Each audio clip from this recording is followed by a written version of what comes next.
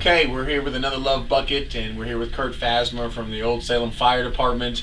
And I know you're probably watching thinking, why does the Love Bucket give to the fire department? Well, very, very important. We believe in everybody that serves our community, whether it's the police department, fire department. It is a little non-traditional as far as a non-profit donation kind of thing, but for us here at the dealership, we feel like Kurt and all the fire departments, police departments, everybody that serves our community, they need equipment. Things break. Not all of them are government funded. In fact, Kurt will explain that how many volunteers they have that's actually working in the fire department, not paid firemen. So, Kurt, I just want you to share, just those that are watching, kind of the importance of what you see, the value with the community, what you do, how long you've been doing this, and if you need any help or assistance with equipment. I know you got a golf tournament coming up that I want you to speak about.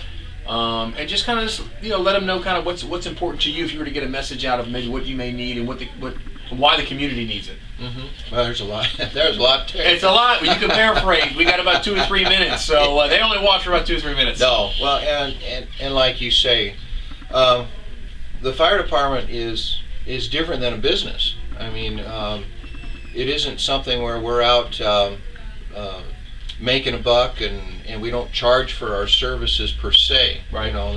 We get paid with tax money and that type of thing, but unfortunately, as with all government functions, we're limited on budget.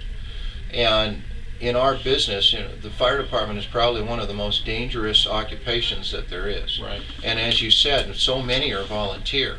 In fact, over 75% of the firefighters in our country are volunteer. Really? Oh yeah. In the country, that's typical? In the whole country. In fact, a lot of the Never knew major that. cities you would think would have a fully paid fire department, and these people are volunteers. So they have a job, and they come in and they work the 3 days on, 1 day. These are people that are car dealers. These are people that are plumbers, electricians. So I can do it if I want to. Absolutely. Oh, absolutely. That's crazy. And watch out, Candace.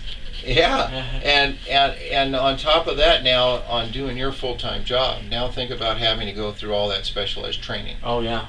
Finding the time to go to the classes and the schooling and the training, and then practicing those skills through all the drills, so that when you go into that incident, that emergency call, You're ready. that somebody comes, not only are you ready, but it keeps you alive. Yeah. There's over 100 firefighters each year that die. We're celebrating, we're remembering with our golf tournament on September 11th, which has become a very important day within the fire service. Yeah. We're remembering those 343 that died within those towers. But you also have to remember that there's over 100 firefighters each year that die in the line of duty.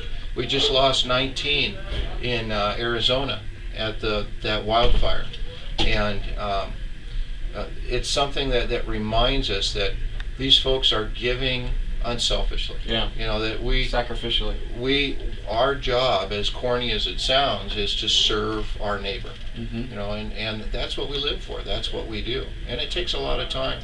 So if people are watching and they want to give resources to you guys just to help with equipment, just donations of any kind, or somebody wants to volunteer, how do they get a hold of you?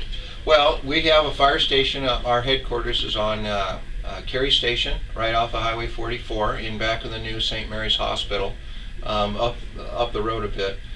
You're welcome to come by anytime, 7 days a week during business hours. I have 2 professional firefighters that are there 24/7.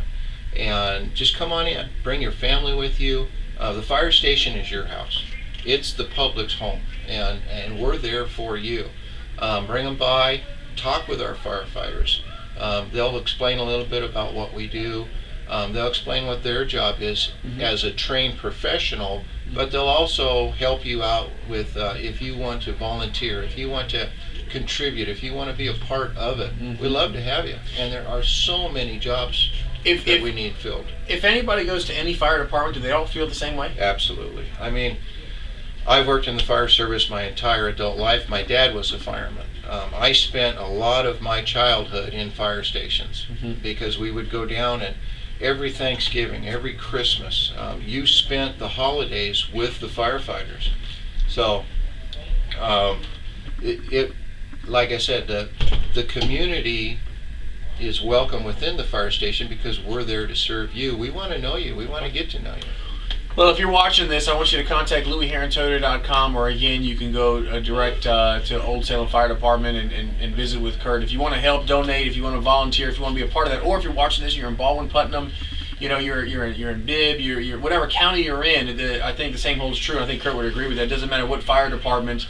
They all need your services, and again, you're serving your neighbor. And I don't think that's corny, by the way. I mean, I think in the world we live, it seems to be corny that you love your brother as you love thyself. I know that seems abstract, but the reality is that's the way it's supposed to be. That's the way it's supposed to be. And there's no better sacrifice than you guys exemplifying that. So appreciate you serving our community. Yeah, and don't feel bad, or don't feel that the time or the effort or the money that you give to us is something that's going to go for naught, or Right. going to go for waste. Right. A lot of folks look at our big fancy fire trucks and our shiny equipment, all that, and they say, well, is that really necessary?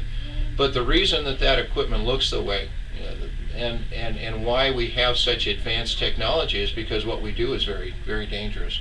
And we have to keep everything just as if it's brand new to make sure that it works. Yeah. Because you never know what type of incident you're going to go to, when you have to go. You get up 2-3 o'clock in the morning, you go from sleeping to waking up to 60 seconds being on a fire truck, going down the road. You have to make sure everything works right, the brakes work, that the gas is working, that the engine operates right, the pump works. When you get at that scene, those people have called you because they have a situation within their home that they can't handle, and they're calling for help. So you need to know that not only is your training and your mindset right, you have to know that all of your equipment, your gear, your protection system is all operating top notch, so that you can do the best job for them. Okay. Well, there you have it. Another edition of Love Bucket. And so, again, you know how to contact us if you want to get involved, and we appreciate you watching.